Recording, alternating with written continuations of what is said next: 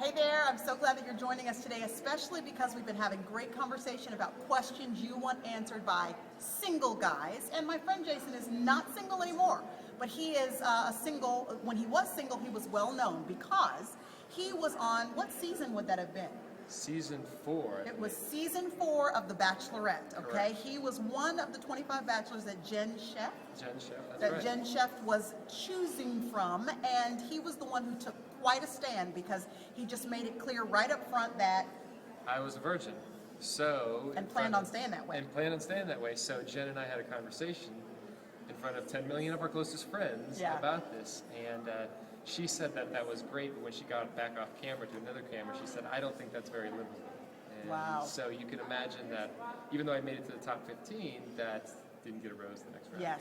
Okay. So this leads us to one of the questions you asked, and that was real specifically, what are some of the most important characteristics that you, now that you're married to a beautiful woman, y'all have been married for 4 years, Absolutely. what were the characteristics that stood out to you and made that woman the one that you wanted to pursue? Yeah, you know, I think what we often confuse when we're dating is the difference between like personal qualities and godly characteristics, right? Okay. Like you hear a lot of women say, I want somebody that makes me laugh and happy, and those are all great things. But what about the love, the joy, the peace, the patience, kindness, right? Those fruits of the Spirit. The fruit of the Spirit. Right. Okay. And so what my wife exemplified for me was this confidence. And that confidence was because it was resting on this fruit of the Spirit that she had. And what I realized after we got married, and it took some hindsight, but I could put her name in front of each one of those fruit of the Spirit, right? Wow. Alicia's loving, Alicia's kind, Alicia's patient. And when you have that, when you can do that, then you know you got something. Okay. Now you mentioned something. You said that she had a confidence about her. So Yes. this is what I want to know.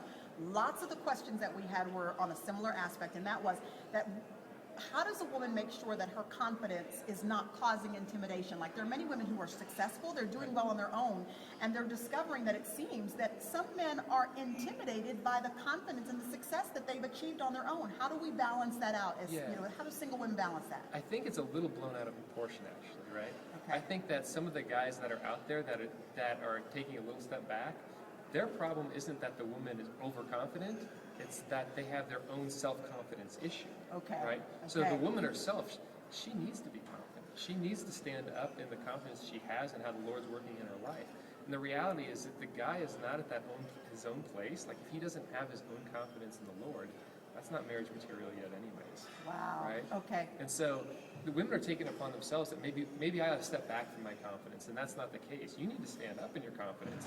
And if the guy is not there, if God doesn't have him there, he's just not marriage material yet. Okay. All right. One more for you. Can you handle one more? Well, I think so. Now that you're married, you can Okay. answer this question, I think. And the question is, what is the dividing line between reminding your husband about what it is that are his responsibilities and nagging? Oh. When does trying to be helpful and remind, when does that cross the line to nagging and getting on your nerves and all that Yes. stuff? So we just had this discussion last night. You and your wife? Yes, just literally last night we had this discussion. And because she's worried, like, I don't want to be a nagging wife to you.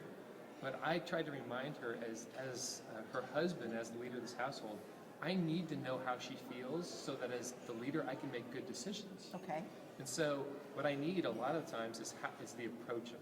Right? So it's not what you say, it's how It's you how say you it. say And it. when you say it. And when you say it, right? Okay. If I've had a terrible day and I'm struggling with work issues and kid issues and everything else, that may not be the best time to address it, right? But when we're sitting, just the two of us spending quiet time, or she realizes that my countenance is in a good place, this is the time to bring up, like, honey, there's some things I want to discuss with you. Yeah. And she will get me I'm less defensive, right? I'm less prideful, I'm more humble about it. And so it's more about how she says it. And deep down, any godly man is going to want his wife to step up and support him. Okay. Because it's important. It helps us become better men and better leaders. So we just need to think about timing and the way we're saying what it is. Timing and approach. All right. Okay. You have got a book. If you want to know this man better, know his story a little bit better, I'm sure he says some incredible things in his book that would be incredible for us to know as women because of the stand that he took in front of all of America and the world, the bachelors everywhere. So what's the name of your book? I wrote Undressed. Undressed. The Naked Truth About Love, Sex, and Dating. And so there you go. And your dad actually wrote a little piece for it. Did he? Pushing it forward, yeah. Absolutely. Well, it's got to be good then. It's So gotta where be can we good. find it? You can find it at any bookstore, Amazon, Barnes & Noble, Okay. pretty much anywhere. Thank you, Jason, for You're sharing welcome. with us your insight. It's going to be helpful. It's good to see you again. All right.